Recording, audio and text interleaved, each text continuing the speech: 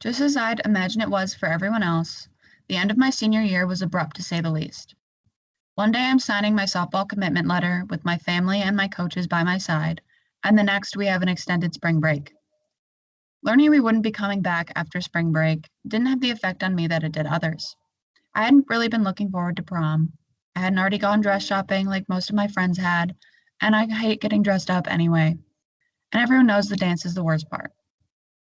I also wasn't mad about missing graduation. I wanted to celebrate myself, but the idea of sitting in our hot, sweaty gym for 6 hours while every person crossed the stage individually sounded like hell. I was most upset about softball season.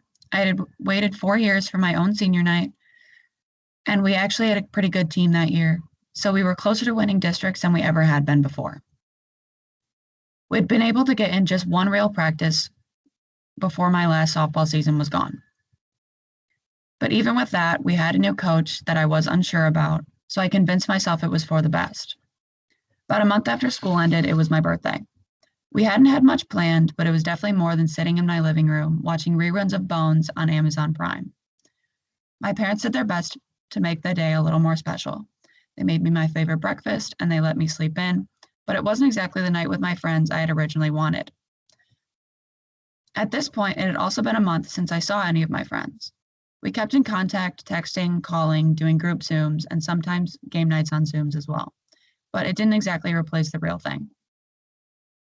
So I'm sitting in my living room in a pair of sweatpants I've had since I was 12 and a sweatshirt my parents had gotten me that day. And I hear a series of obnoxious honks coming from outside. All of my closest friends were pulled up with signs and gifts for me. I grabbed the bags and I kept my distance, trying to keep myself together until they left. After a few minutes, they drove off and I broke down in tears. This was the first time I had realized what I'd been missing. It wasn't prom or graduation or any of my AP tests, but it was the last few months of school with my best friends. About 5 months before we were all going to leave and drive to different parts of the States for college. After my birthday, the next time I saw any of my friends in person was for a drive-by graduation. I hated the concept. I hated the idea of getting dressed up to sit in my car. I hated having to listen to my parents complain that I wouldn't let them decorate the car. And I hated that I was getting a substitution for a normal graduation. I didn't care what awards other people had won, and I honestly didn't care about my own that much either. The whole day was just a chore for me. The next few months before leaving for college were far from a celebration. I was working almost 40-hour weeks on my feet all day, and with one COVID scare among my friends, I was back to not seeing them again. I filled my time by picking up new hobbies. I got back to painting again, I started learning how to cook, and I finally got to deep cleaning my room. The only one that sort of stuck with me was jewelry making, so needless to say, I have way too much jewelry now. It's all I've been doing over the past couple months.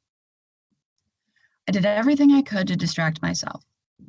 I was purposefully avoiding any time alone with no background noise to keep myself from thinking about myself too deeply.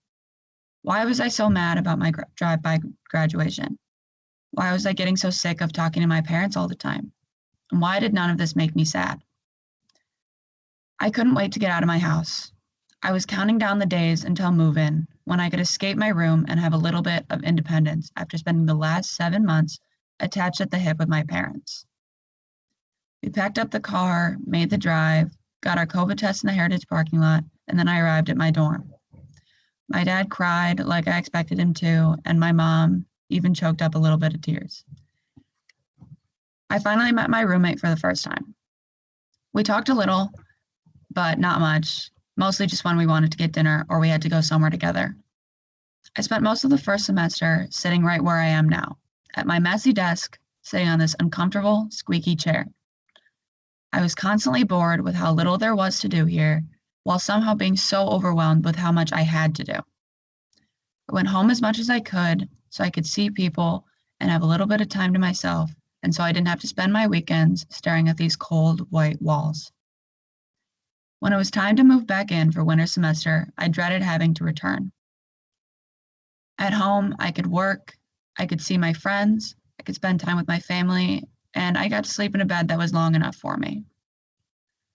At home, I got home-cooked meals, I got to make better coffee, and I got to eat breakfast every morning with my cat. All I got from school in the first semester was flavorless food, half of a bedroom, and a bed that my leg falls off the side of while I sleep. Coming back to campus, I cried for about half of my drive. All I could imagine was having to spend this semester just as I had the last, right at this desk.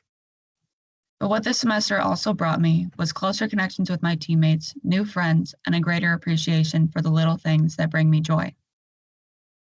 The breakfast bowl on Wednesday mornings, late night drives to Meyer, and getting to sleep in on Thursdays are all things that I look forward to now.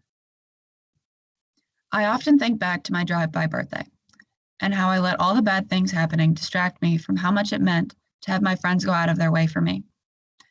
Looking back on it, I couldn't have asked for more on my birthday than 5 minutes outside in the rain, listening to my friends yell at me from their cars.